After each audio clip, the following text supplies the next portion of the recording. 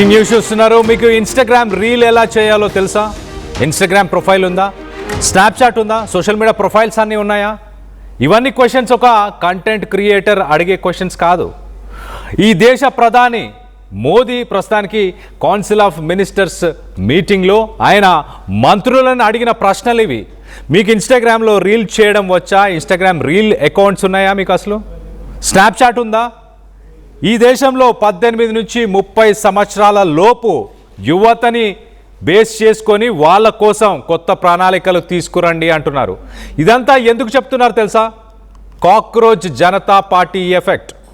అతి తక్కువ సమయంలో సోషల్ మీడియా మాధ్యమంలో అత్యధిక ఆదరణ పొందిన ఈ సోషల్ మీడియా అకౌంట్స్ అన్నీ జెన్ జీ, ఈ జనరేషన్లో ఉన్న యువత అట్రాక్ట్ అయ్యి వాళ్ళు ఈ పార్టీకి సంబంధించిన సోషల్ మీడియా హ్యాండిల్స్ని వాళ్ళు సబ్స్క్రైబ్ చేస్తున్నారు, ఫాలో చేస్తున్నారు.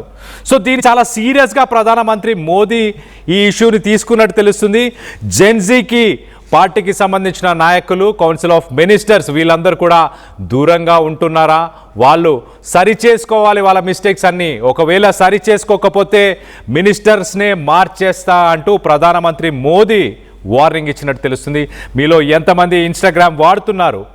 రీల్స్ అంటే ఎంతమందికి తెలుసు? పార్టీ అలాగే ప్రభుత్వ కార్యక్రమాలు ప్రచారం చేశారా? వీటన్నిటి ప్రచారం చేసుకుంటున్నారా? యువత ఎలా ఆలోచిస్తుందో మీకు తెలుసా? జెన్జీ ఆలోచనలు అర్థం చేసుకోవాలి, లేకపోతే మన ప్రభుత్వాన్ని దించేస్తారు.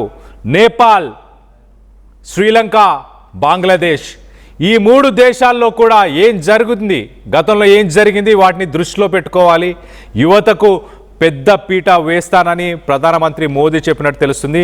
నీట్ లీకేజ్తో కూడా మోదీ ప్రభుత్వం దానిపైన తీవ్ర ఆగ్రహంలో ఉన్నట్టు తెలుస్తుంది. మొత్తం మీద కాక్రోచ్ జనతా పార్టీకి సంబంధించిన ఆ ప్రొఫైల్స్ సెగ ప్రస్తుతానికి ప్రధానమంత్రి అలాగే కౌన్సిల్ ఆఫ్ మినిస్టర్స్ మీటింగ్ దాకా తగిలింది అంటే అర్థం చేసుకోవచ్చు ఎలాంటి పరిస్థితులు నెలకొని ఉన్నాయో.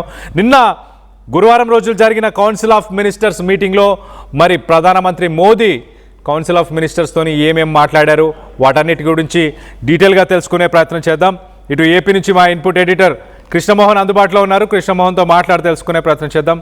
కృష్ణమోహన్, చెప్పండి, అసలు పిఎం చాలా సీరియస్గా కాక్రోచ్ జనతా పార్టీ, ఆ పార్టీకి సంబంధించిన సోషల్ మీడియా హ్యాండిల్స్ కానీ జెన్జీ ఒక రకమైన ప్రభుత్వానికి సంబంధించి కొంత వ్యతిరేకత ఉంది కాబట్టి ఆ పార్టీ ఆవిర్భావం కానీ ఆ పార్టీకి సంబంధించిన సోషల్ మీడియా హ్యాండిల్స్, అంటే పార్టీ ఆవిర్భావం అని కూడా అనకూడదేమో మేబీ, బట్ సోషల్ మీడియా హ్యాండిల్స్కి వచ్చిన రెస్పాన్స్ని చూసి ప్రధానమంత్రి మోదీ ఎలా రెస్పాండ్ అయ్యారు? మినిస్టర్స్తో ఏం మాట్లాడారు? కళ్యాణ, ఒకసారిగా మనం దాన్ని చూసుకుంటే నిన్న కేంద్ర కేబినెట్ మీటింగ్ లో మోడీ ప్రత్యేకంగా కాక్రోచ్ జనతా పార్టీ వ్యవహారం మీదనే చాలా పెద్ద ఎత్తున క్లాస్ పీకిన పరిస్థితి అయితే ఉంది మంత్రులందరికీ కూడా. అంటే కేంద్ర మంత్రులకి ఒక సూచన, క్లియర్ గా ఒక మాట అయితే ఆయన చెప్పదలుచుకున్నారు. అసలుకి మీలో ఎంతమందికి ఇన్స్టాగ్రామ్ వాడతారు, రీల్స్ అంటే ఏంటో తెలుసా, అసలుకి పార్టీ లేదు ప్రభుత్వం చేస్తున్న ప్రభుత్వ కార్యక్రమాలని ప్రచారం చేసే అలవాటు మీకు ఉందా లేదా? ఎందుకు అంటే ఇప్పుడున్న జెన్జీ ప్రభుత్వం మీద ఎంత వ్యతిరేకత ఉంది, ఎందుకు ఈ వ్యతిరేకత కూడా కారణాలు ఏంటి అంటే బేసిక్ గా దేశంలో జరుగుతున్న కొన్ని సమస్యల మీద విసిగెత్తిపోయింది. నిరుద్యోగ సమస్య కావచ్చు, లేకపోతే ఇతరత్ర ప్రభుత్వాల్లో జరుగుతున్న కొన్ని సమస్యలు, ప్రధానంగా జ్యుడిషియల్లో జరుగుతున్న కొన్ని వ్యవహారాలు, వాళ్ళు ఇస్తున్న తీర్పులు, వీటి మీద జెన్జీ చాలా తీవ్రంగా వ్యతిరేకిస్తోంది. దీన్ని మనం అర్థం చేసుకోవాలి. వాళ్ళ ఆలోచనలకు తగ్గట్టుగా మనం అర్థం చేసుకోలేకపోతే మన ప్రభుత్వాన్ని దించేస్తారు.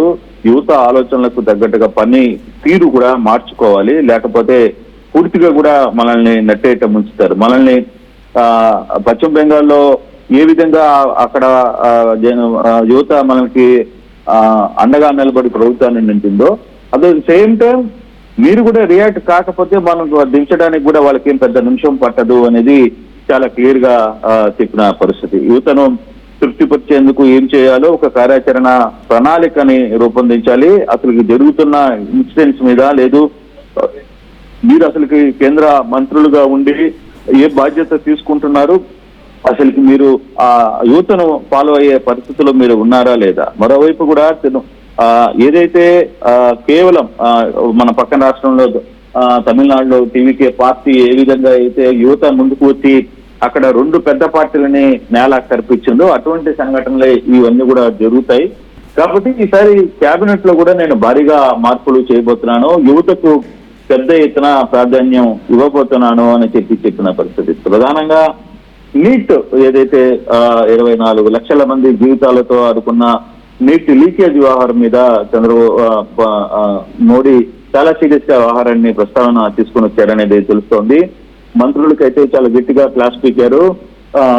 మీరు మీ పద్ధతి మార్చుకోవాలి, మీ యువతతో పోటీగా ఉండాలి, లేకపోతే ఒక్క 5-6 రోజుల్లోనే 20 మిలియన్ల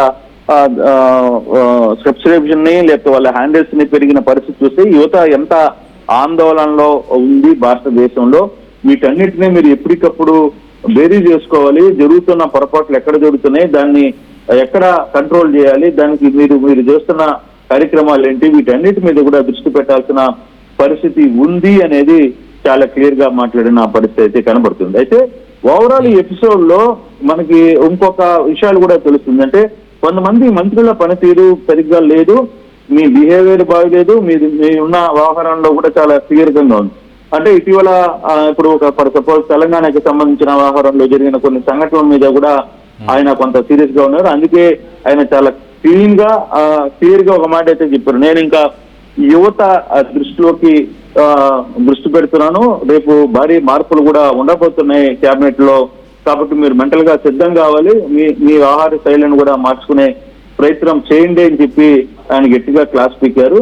అయితే మొత్తం మీద మాత్రం కాక్రోచ్ జనతా పార్టీ ఆ స్థాపన లేదు ఆ పార్టీ ఏర్పడ్డ నేపథ్యం, దాని మీద ట్విట్టర్ లో ఒక్కసారిగా భారతదేశమే కాదు భారతదేశంలో భారతీయులు చాలా ప్రాంతాల్లో ఉన్న వాళ్ళందరూ కూడా దీని మీద కొంచెం రియాక్ట్ అయిన పరిస్థితి అయితే చాలా స్పష్టంగా కనపడుతుంది. దాన్ని ప్రభుత్వాలు కూడా గుర్తించాయి. సో మనం ఇప్పుడు కానీ అజాగ్రత్తగా ఉంటే గతంలో నేపాల్లో ఏం జరిగింది, ఇంకో దగ్గర జరిగిన సంఘటనలు ఏమో మర్చిపోకూడదు. ఇవన్నీ కూడా ఒకసారి గుణపాఠంగా మనం గుర్తుపెట్టుకోవాలి, లేకపోతే పరిస్థితి చేజారిపోతుంది అని చెప్పి మోడీ సెంట్రల్ గవర్నమెంట్ లో క్యాబినెట్ సమావేశంలో చాలా క్లియర్ గా చెప్పినట్టుగా తెలుస్తోంది. Kalyan. Right Krishnamohan, thanks for the latest update. మొత్తం మీద ప్రధానమంత్రి మోదీ కూడా కాక్రోచ్ జనతా పార్టీ గురించి చర్చించారంటే అర్థం చేసుకోండి పరిస్థితులు ఎలా ఉన్నాయో. నేపాల్, బంగ్లాదేశ్, శ్రీలంక ఇక్కడ కూడా జెన్జీ విప్లవం రావడంతోనే అక్కడ ఉన్న ప్రభుత్వాలు కుప్పకూలిపోయాయి. మరి ఇండియాలో ఉన్న జెన్జీ కూడా ఇప్పుడున్న ప్రభుత్వాలకు వ్యతిరేకంగా పనిచేస్తున్నాయా అంటే ప్రధానమంత్రి మోదీ కొంత జెన్జీ పాజిటివ్గానే ఉంది మనకి యువత, అందుకే మనకు బెంగాల్ ఎలక్షన్స్లో వాళ్ళు గెలిచే అవకాశం ఇచ్చారంటూ కూడా ప్రధానమంత్రి మోదీ మాట్లాడారు. కానీ ఎట్టి పరిస్థితులలో యువతని సీరియస్గా తీసుకోవాలి, రానున్న రోజుల్లో యువతని బేస్ చేసుకొని కొన్ని ప్రణాళికలను కూడా సిద్ధం చేయాలి అంటూ ఆయన మంత్రులకు క్లాస్ పీకినట్టు తెలుస్తుంది. Instagram, Snapchat, social media, Facebook ఇలా సోషల్ మీడియా మాధ్యమంలో అందరూ అకౌంట్స్ని క్రియేట్ చేయండి, యువతని కనెక్ట్ అయ్యి వాళ్ళ మైండ్ సెట్ని రీడ్ చేసే ప్రయత్నం చేయండి, మీరు చేస్తున్న కార్యక్రమాలన్నీ కూడా అక్కడ ప్రచారం చేసుకునే ప్రయత్నం చేయండి అంటూ ప్రధానమంత్రి మోదీ మాట్లాడుకొచ్చినట్టు తెలుస్తుంది. మొత్తం మీద కాక్రోచ్ జనతా పార్టీని ప్రస్తుతానికి ప్రధానమంత్రి మోదీ సీరియస్గా తీసుకున్నారు. దీనికి సంబంధించి మోదీ కాక్రోచ్ పార్టీ వల్ల భయపడుతున్నారని మీరు భావిస్తున్నారా? మోదీలో కాక్రోచ్ పార్టీ భయం మొదలైందని మీరు భావిస్తున్నారా? మీ అభిప్రాయాలు ఏంటనేది కింద కామెంట్ రూపంలో తెలియపరచండి. అలాగే జెన్జీ, ఈ కాక్రోచ్ జనతా పార్టీ ఎలా పుట్టుకొచ్చింది ఒకసారి మొదటగా దాని గురించి చెప్పే ప్రయత్నం చేస్తాను. ముందుగా చీఫ్ జస్టిస్ ఆఫ్ ఇండియా అంటే సుప్రీంకోర్టు జడ్జ్ ఆయన ఒక కేసుకి సంబంధించిన వాదన చేస్తున్న సమయంలో చాలా క్లియర్గా కొంతమంది వ్యక్తులు అన్ఎంప్లాయిడ్ పీపుల్ ఎవరైతే ఉన్నారో నిరుద్యోగ యువత వారందరూ కూడా ఈ దేశాన్ని భ్రష్టు పట్టిస్తున్నారు, ఈ దేశానికి వారందరూ కూడా కాక్రోచులు లాంటి వాళ్ళు అంటూ వాళ్ళు కొంతమంది జర్నలిస్టులు అలాగే కొంతమంది అడ్వకేట్స్ వీళ్ళందరి పేర్లు తీసి ఆయన చెప్పే ప్రయత్నం చేశాడు. సో యువతను ఉద్దేశించి మాట్లాడాడు. యువత కాక్రోచుల్లాగా మారిపోయారు. గంటల తరబడి సెల్ ఫోన్లో వాళ్ళ సమయాన్ని వాళ్ళు కేటాయిస్తున్నారు. గంటల తరబడి ఫోన్లోనే ఉంటున్నారు. దేశానికి ఎలాంటి ఉపయోగం లేదు, దేశం మీద బతుకుతున్నారు వాళ్ళు అంటూ ఆయన మే 2వ వారంలో మాట్లాడాడు. మాట్లాడిన మరుసటి రోజు ఒక వెబ్సైట్ అనేది స్టార్ట్ అయింది. ఆ వెబ్సైట్లో ఏంటంటే, మీరు ఫోన్ని 10 గంటలు 11 గంటలు వాడగలుగుతారా? మీరు వాష్రూమ్కి వెళ్ళినప్పుడు, బాత్రూమ్కి వెళ్ళినప్పుడు కూడా ఫోన్ని వాడతారా? మీరు బద్దకిష్టులా? ఇలాంటి కొన్ని ఆప్షన్స్ పెట్టారు ఆ వెబ్సైట్లో. ఆ పార్టీ జాయిన్ అవ్వడానికి మీరు ఆ ఆప్షన్స్ని ఎంచుకోవాల్సి వస్తుంది. సో ఆ ఆప్షన్స్ అలాంటి ఒక వెబ్సైట్ని ఓపెన్ చేశారు. మొదటగా వెబ్సైట్లోనే సోషల్ మీడియా ప్లాట్ఫామ్స్కి సంబంధించిన లింక్స్ని కూడా ఏర్పరిచారు. Instagram, Facebook, Twitter. సో దానికి అనూహ్యమైన రెస్పాన్స్ వచ్చింది. ఒక 4 రోజుల్లోనే దాదాపు సుమారు Congress party, INS, Indian National Congress, అలాగే భారతీయ జనతా పార్టీకి కూడా లేనంత మంది ఫాలోవర్సు ఆ పేజెస్కి ఇమీడియట్గా వచ్చారు. సుమారు ఇప్పుడు 2 కోట్లకు పైగా, ఇవాళకి నాకు తెలిసి 2 కోట్లకి పైగా ఇన్స్టాగ్రామ్లో ఫాలోవర్స్ ఉన్నారు. అలాగే ట్విట్టర్లో కూడా చాలామంది ఫాలోవర్స్ ఉన్నారు. ఇంతమంది ఫాలోవర్స్ని, అంటే సాధారణంగా వీళ్ళంతా కూడా జెన్జీ, సో జనరేషన్ జీ అనొచ్చు. జెన్జీ అంటే ఆ ఏజ్ గ్రూప్, అంటే 18 నుంచి 30 ఇయర్స్ ఏజ్ గ్రూప్లో ఉన్న వాళ్ళందరూ కూడా ఈ పార్టీ చెప్పే మాటలకి, ఈ పార్టీ మేనిఫెస్టోకి అట్రాక్ట్ అయ్యారు. ఈ పార్టీ మేనిఫెస్టో కూడా చాలా ఇంట్రెస్టింగ్ మేనిఫెస్టో. మేనిఫెస్టోలో మొదటి పాయింట్ ఏంటంటే, సుప్రీంకోర్టుగా ఎవరైతే జడ్జిలు పనిచేశారో వాళ్ళ పదవి కాలం అయిపోయిన తర్వాత రాజ్యసభ ఎంపీ స్థానాన్ని ఎలా తీసుకుంటున్నారు, ఆ తీసుకునే దాన్ని మేము వ్యతిరేకిస్తున్నాము. ఖచ్చితంగా వాళ్ళకి ఆ పదవి తీసుకోకుండా చేసే పని మేము చేస్తాము అంటూ మొదటి పాయింట్ని మెన్షన్ చేశారు. సుప్రీంకోర్టు జడ్జి మాట్లాడిన మాటలకి ప్రతీకారంగా ఆ మేనిఫెస్టోలో ఫస్ట్ పాయింట్ని దాన్నే పెట్టారు. దాని తర్వాత సెకండ్ పాయింట్ ఏం పెట్టారు? మరి మిగతా పాయింట్స్ మనం చూస్తే కనుక, ఈ మధ్యకాలంలో జరిగిన నీట్ ఇన్సిడెంట్ కావచ్చు, అంటే నీట్ ఎగ్జామ్ పేపర్ లీక్ అవ్వడం కావచ్చు, అలాగే ప్రభుత్వము ప్రజల డబ్బుని ఎలా ఖర్చు చేస్తుంది, ఇలాంటి అంశాలు ఏదైతే ప్రజలు ఎప్పటికప్పుడు చర్చిస్తూ ఉంటారో, డబ్బులన్నీ ఎక్కడికి పోయాయి, అలాంటివన్నీ ఆ వెబ్సైట్ ఒకసారి చూడొచ్చు మనం. Our moments vision manifesto, exactly మేనిఫెస్టోలో chief justice shall be granted a Rajya Sabha seat as a post retirement reward. So మేము పవర్లోకి వస్తే చీఫ్ జస్టిస్గా పనిచేసిన వాళ్ళు ఎవరు కూడా వాళ్ళు రాజ్యసభ సీట్ తీసుకోకుండా మేము ఆపే ప్రయత్నం చేస్తాము అంటూ మొదటి పాయింట్.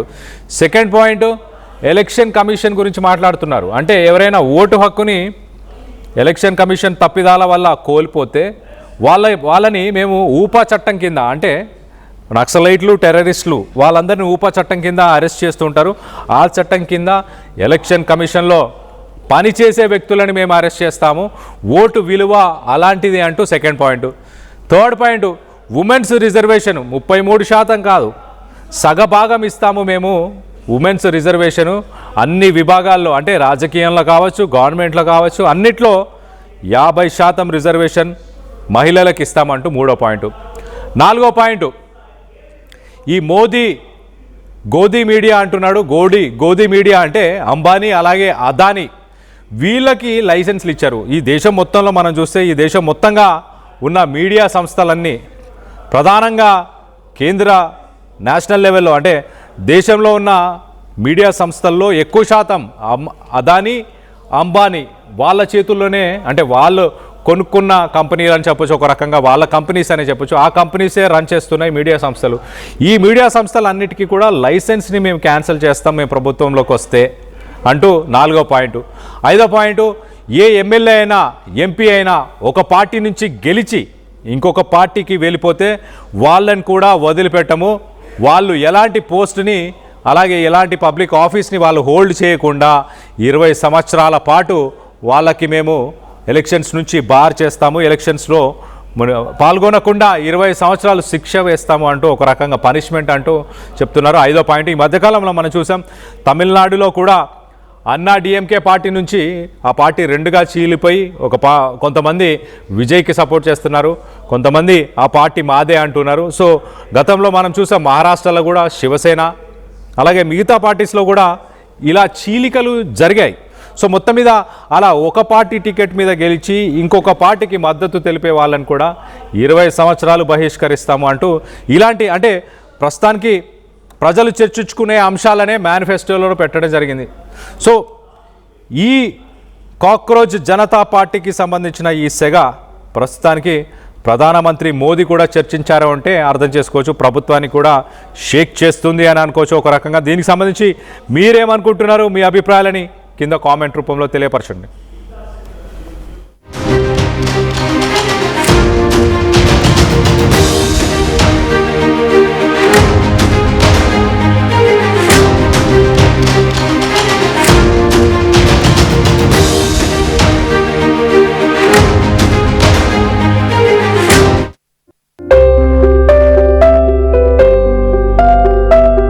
చిన్న చిన్న ఆనందాలు 35 ఏళ్లుగా నా జీవితంలో లేవు.